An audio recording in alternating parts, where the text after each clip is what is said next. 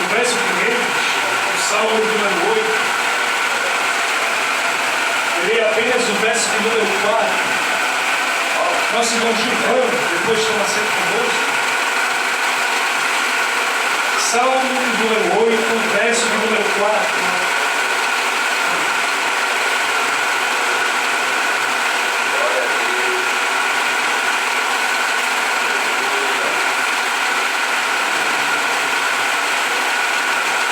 Que é o homem mortal para que te lembres dele, e o filho do homem para que o visites. Quantos podem dizer amém? Quantos podem dizer amém? Amém. Graças a Deus. Eu vou ficar chovendo e ninguém sai correndo. Fica todo mundo aqui. Eu gostaria de focalizar a palavra que o Senhor pôs em meu coração apenas na frase, na interrogação, que é o homem.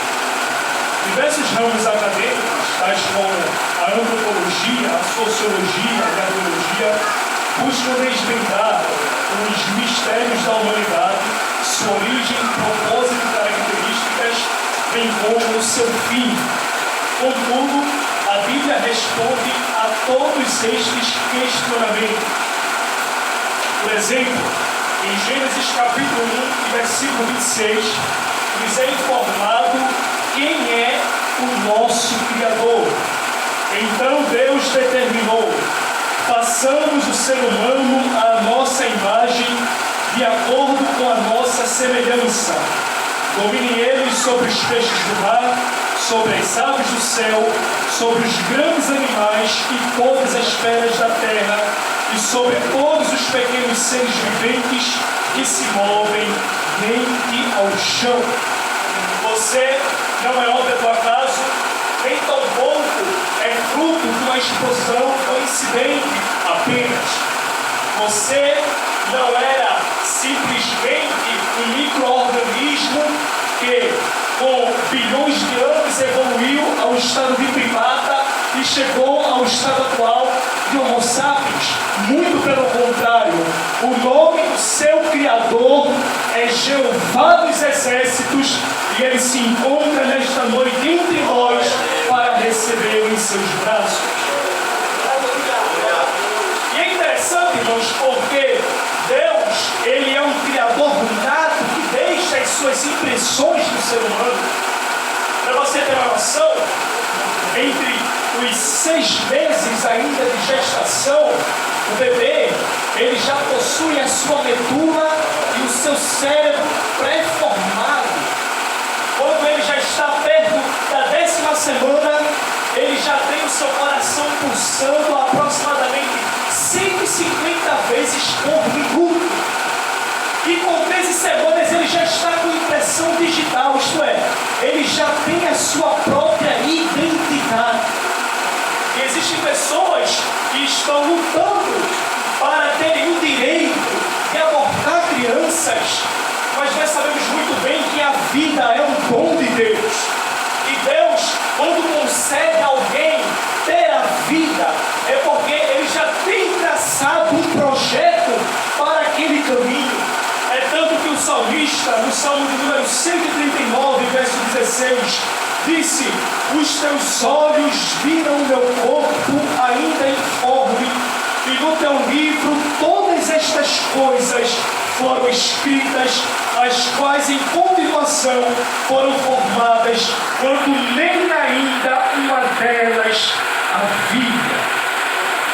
Saiba que Deus tem um projeto para a sua vida, assim como para cada um de nós.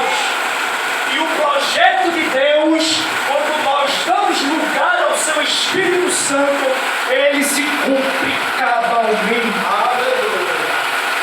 A Bíblia ainda fala, irmãos, sobre a composição material do ser humano. Nós sabemos muito bem que tudo que há no universo é composto por átomos. E os átomos possuem em si, pelo menos, 3 partículas subatômicas, que são os prótons, elétrons e nêutrons. A matéria é composta por energia. E os seres humanos possuem átomos que, diga-se de passagem, por detalhe, todos estão dentro dos componentes estão no barro.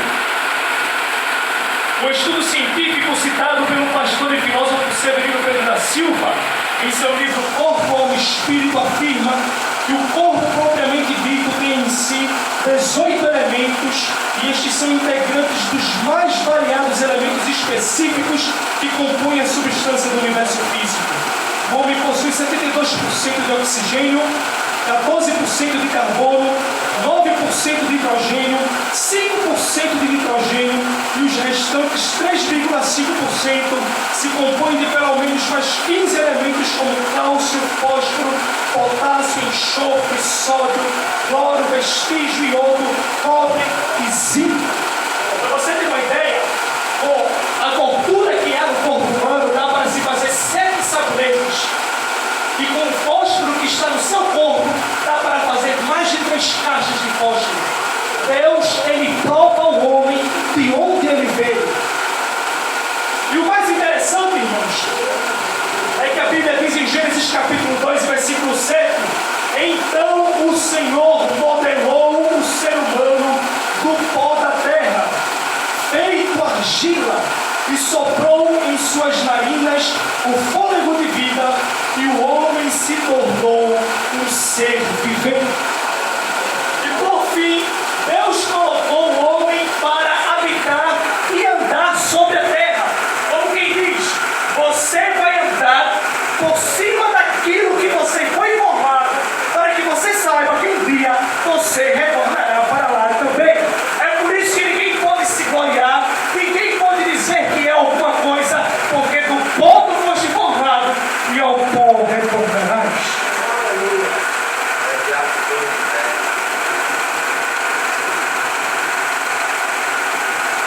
O salmista, no Salmo de número 113, verso 14, ainda diz: pois Ele conhece a nossa estrutura, lembra-se de que somos pó. Jó, no número 10, verso 9, está escrito: peço-te que te lembres de que como barro me formaste e de que ao pó me farás tornar. Em Jeremias capítulo 22, versículo 29, Deus chama o povo de Israel por 3 vezes de terra. E no capítulo 18, versículo 4, Deus diz: Jeremias, desce a casa do oleiro, porque eu tenho algo para te mostrar. E ele desce as escadarias e vê o oleiro com barro sobre a roda. E ele está formando o barro de acordo com a sua própria vontade. Mas em dado momento ele percebe que há uma rachadura no barro e ele simplesmente amassa, destrói e traça um novo formato para aquele barro. Como quem diz: eu faço do barro o que bem desejo, o que bem quero. E Paulo já havia dito em Romanos que o barro, ele não pode dizer ao oleiro: o que fazes? Porque o oleiro é que tem poder sobre o barro. Eu não sei como está a tua vida aí fora, eu não sei o que tens passado, como tem sido a tua vida, mas Deus fala contigo nesta noite dizendo que se tem carrapicho, se tem lixo, Ele vai extrair, ainda que seja na dor, mas vai te fazer um vaso para a sua obra. Paulo achava que estava fazendo a vontade de Deus, porque tem gente que é assim. Acha que porque faz isso, porque faz aquilo, Deus está se agradando, mas esquece que é pecador, porque todos nós somos, e precisa da graça de Deus para ser salvo, porque somente pela fé no sacrifício de Cristo é que nós somos capazes de chegarmos perto de Deus. E Paulo achava que estava tudo bem, e caçava os crentes como animais, e matava, e torturava, e prendia. E a Bíblia diz que em dado momento Deus disse: como este homem não quer ouvir a minha voz por meio dos meus servos, eu mesmo vou lhe fazer uma visita. E no meio do caminho para aquele lugar em Damasco, Deus derruba o homem. Não se sabe se ele estava em cima de um cavalo, provavelmente. E ele diz: Saulo, por que tu me persegues? Porque perseguir o povo de Deus é perseguir o próprio Deus. Ele disse: duro é para ti recalcitrares contra os meus aguilhões. E os aguilhões, irmãos, era como se fosse uma estaca em formato pontiagudo, que era utilizado para forjar os animais a não sair do meio do caminho que estava sendo traçado. Eles espertavam os animais para que eles retornassem para o lugar. Era como se Deus estivesse dizendo: Paulo, a partir de hoje eu vou te espetar para que tu fiques no caminho. E Deus às vezes faz isso, irmãos. Seja com quem está na casa dele, seja com quem está lá fora, mas Deus está sempre castigando aqueles que ama. A Bíblia ainda, irmãos, vai nos mostrar que Deus, Ele criou pelo menos ou apenas 2 gêneros. Gênesis capítulo 1, versículo 27 está escrito: portanto criou Deus os seres humanos à sua imagem, a imagem de Deus os criou, macho e fêmea os criou. Vemos, portanto, que o gênero, o sexo, é uma imposição biológica.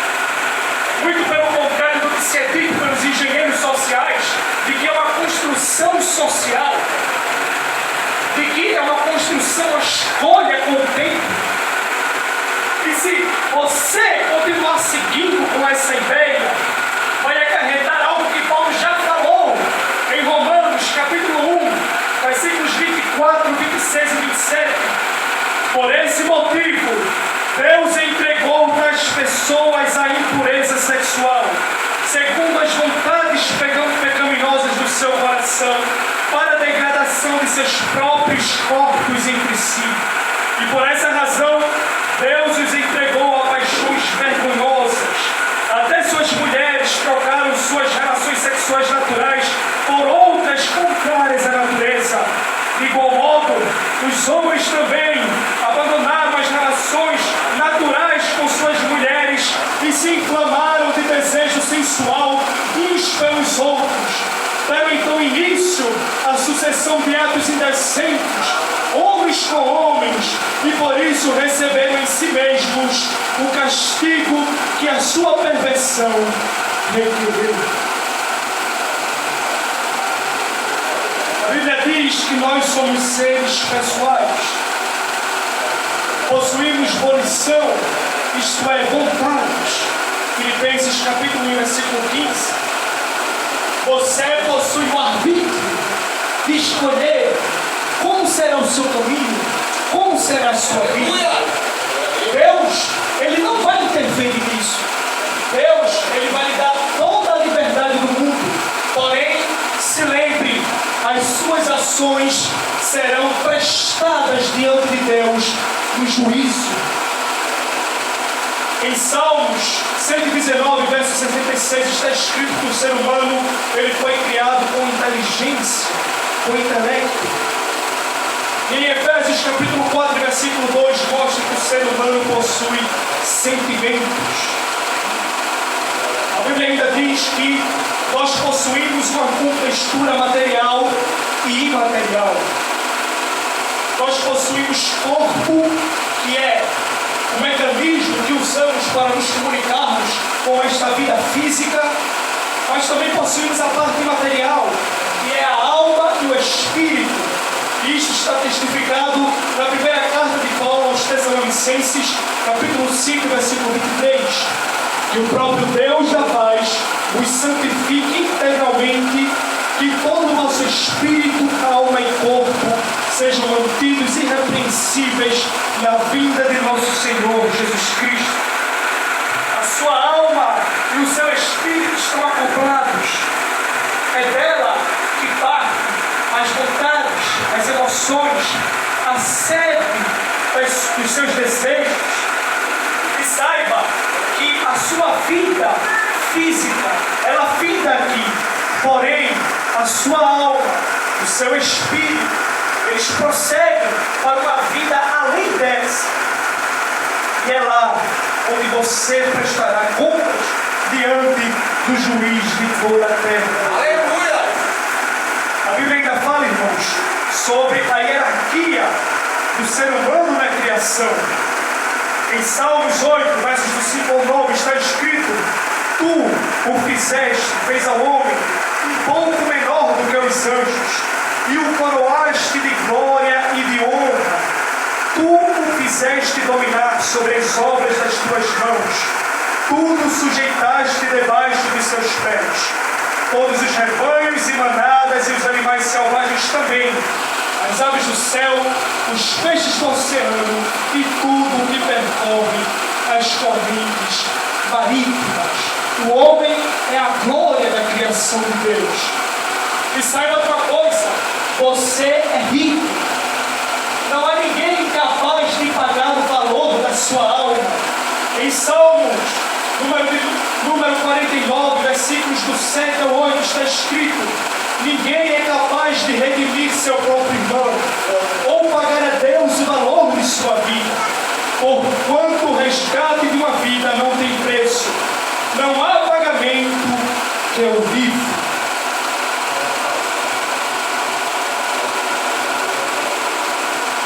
A Bíblia ainda mostra, irmãos, qual o propósito do ser humano nesta terra. Qual o objetivo da criação de Deus para com o homem? Apocalipse, capítulo número 4, versículo 11. Nosso Senhor e nosso Deus, Tu és digno de receber a glória, a honra e o poder, porquanto Tu és o Criador de tudo, e por Tua soberana vontade, tudo o que há foi criado e veio a existir. Você não foi criado para cantar músicas profanas do mundo, não foi criado para se drogar, para se prostituir. Você foi criado para adorar o nome do Deus Todo-Poderoso. E qual foi o estado original do ser humano? Nós bem conhecemos a história. Deus criou Adão e Eva, os pôs em um jardim, no meio do Éden. E Ele disse-nos para que utilizasse de tudo, comesse de tudo, menos da árvore que estava no meio do jardim, a árvore do conhecimento do bem e do mal. Entretanto, eles falharam nesta missão.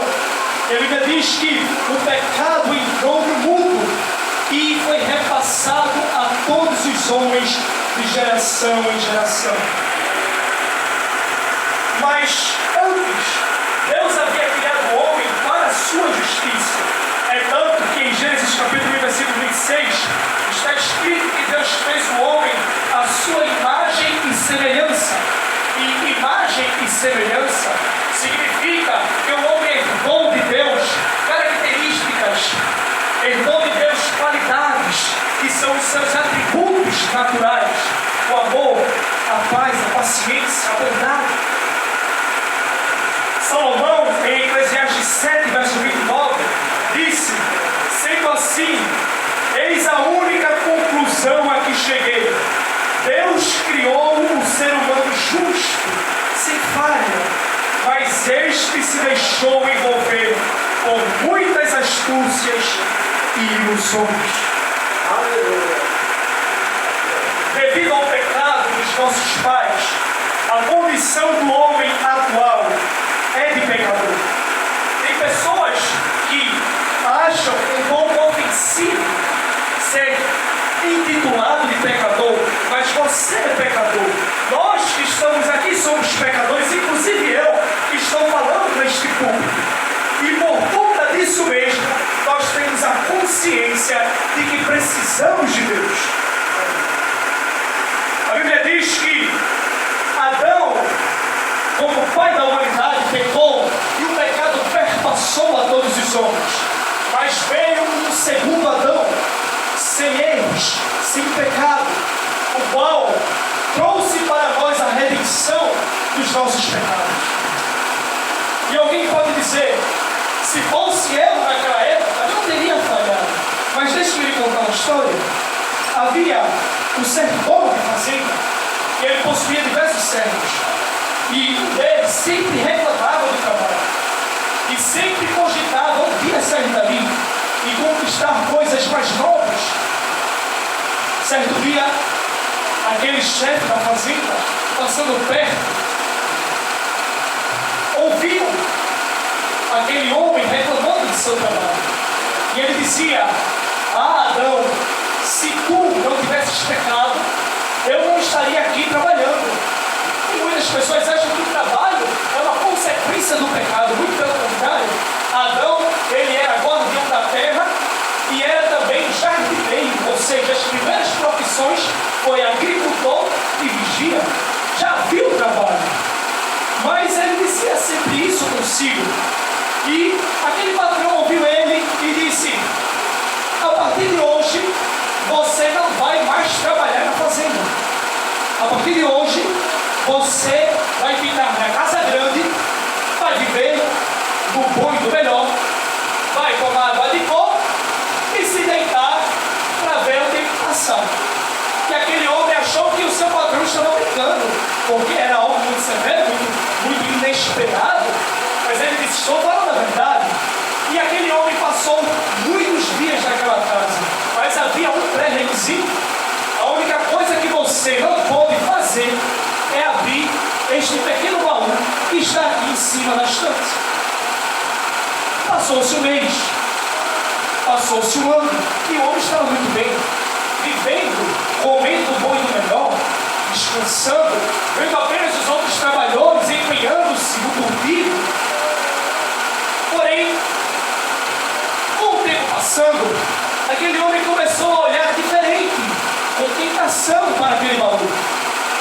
E houve um dia em que ele não se aguentou mais, e se aproximou, subiu em um banco, e em cima da estante pegou o baú. E quando ele abriu o baú, estava escrito: a culpa não é só de Adão, volta ao trabalho. Isso implica dizer que o ser humano, mesmo que tenha sua boa vontade, tenha seu desejo de acertar, mas devido ao pecado original que já está impregnado em seu coração, não consegue acertar por si mesmo. Ele precisa de Cristo para ajudá-lo. É tanto que o salmista Davi disse em Salmo 51, verso 5: reconheço que sou pecador desde o meu nascimento.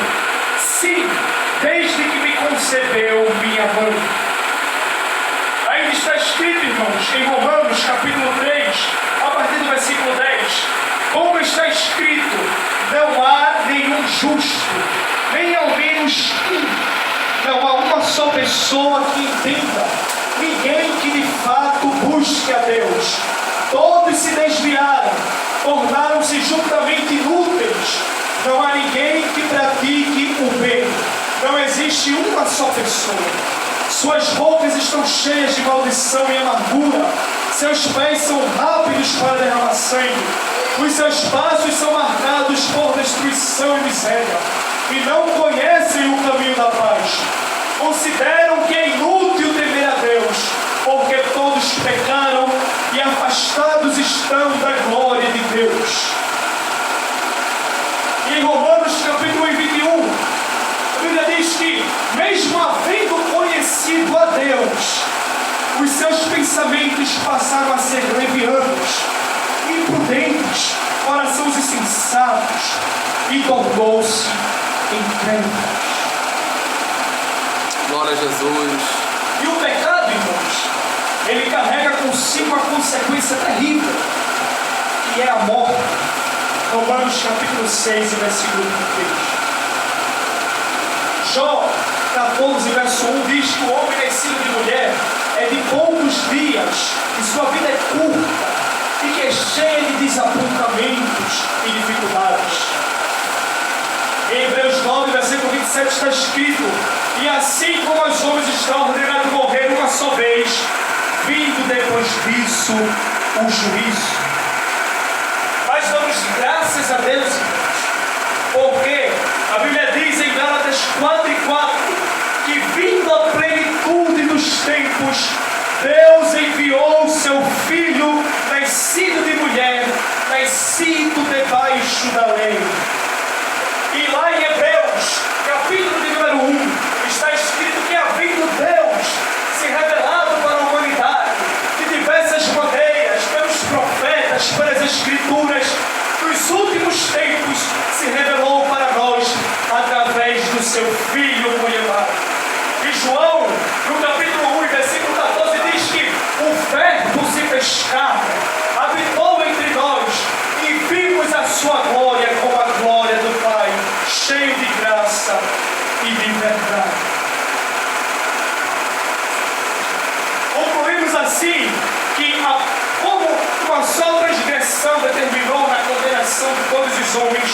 um só ato de justiça resultou na justificação que traz a vida a todos os homens. E nesta noite, eu já quero lhe fazer um convite para você que está aí fora, que tem ouvido este canal de bênçãos para a sua vida. E o interessante, irmãos, é que sempre ouvimos pessoas querendo justificar-se. Mas nós devemos lembrar que não tem como nós nos justificarmos, porque o único justificador é Deus. Algumas dizem, e eu nunca, vou ser sincero, entendi esta expressão: o homem que come feijão e charque, como pode ser salvo? Eu quero entender que ele quis dizer que um homem comum, como ele, não pode ser salvo porque ele é pecador, se auto-rebaixando. Mas Deus, ele veio justamente salvar você, que acha que não é nada, que acha que não consegue, que acha que não alcança os objetivos. Deus veio salvar você. Outros dizem, no tempo, quando chegar no tempo eu vou ser salvo. Deus conhece, Deus sabe de tudo. Não há uma folha que caia sem que Deus saiba. Você está certo, mas saiba que há um tempo para todas as coisas, mas para a salvação, a carta aos Hebreus diz: o dia se chama hoje, porque você não sabe quando Cristo virá. Ele mesmo disse que virá como um ladrão, quando ninguém espera, à noite, quando ninguém percebe. Outros dizem: eu já me converti, já sou crente, mas nunca confessou a Cristo como seu Salvador diante dos homens. E as suas práticas revelam que ele permanece na vida de iniquidade. Jesus, quando entra no coração do homem, ele faz uma transformação completa. Deus não quer você pela metade. Deus não quer você com bagagens. Deus quer você por completo. E para finalizar, irmãos,